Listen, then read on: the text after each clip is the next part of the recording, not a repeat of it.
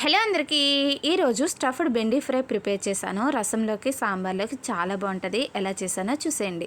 ముందుగా స్టవ్ వెలిగించుకుని పాన్ పెట్టి 1 స్పూన్ ఆయిల్ వేసుకుని వేరుశెనగ గుళ్ళు, పచ్చిశనగపప్పు, ధనియాలు, జీలకర్ర, కారానికి సరిపడగా ఎండుమిర్చి, వెల్లుల్లిపాయ రెబ్బలు వేసుకుని ఫ్రై చేసేసుకుని ఇవి వేగిన తర్వాత స్టవ్ ఆఫ్ చేసి చల్లారి పెట్టేసి సాల్ట్ వేసి మెత్తగా పౌడర్ చేసుకుందాం.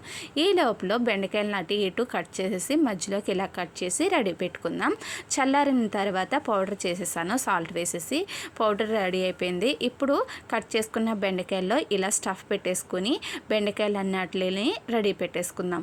ఇప్పుడు స్టవ్ వెలిగించి పెనం పెట్టి అందులో కొద్దిగా ఆయిల్ వేసుకుని స్టఫ్ పెట్టుకున్న బెండకాయలు వేసేసి పైనుంచి కొద్దిగా బెండకాయలు సరిపడా సాల్ట్ యాడ్ చేసేసి ఫ్రై చేసేసుకుని లాస్ట్లో కొంచెం కరివేపాకు యాడ్ చేసి ఇక స్టవ్ ఆఫ్ చేసేసుకుని ఇప్పుడు రసంలోకి సాంబార్లోకి అద్దరిపోయే స్టఫ్డ్ బెండి రెడీ.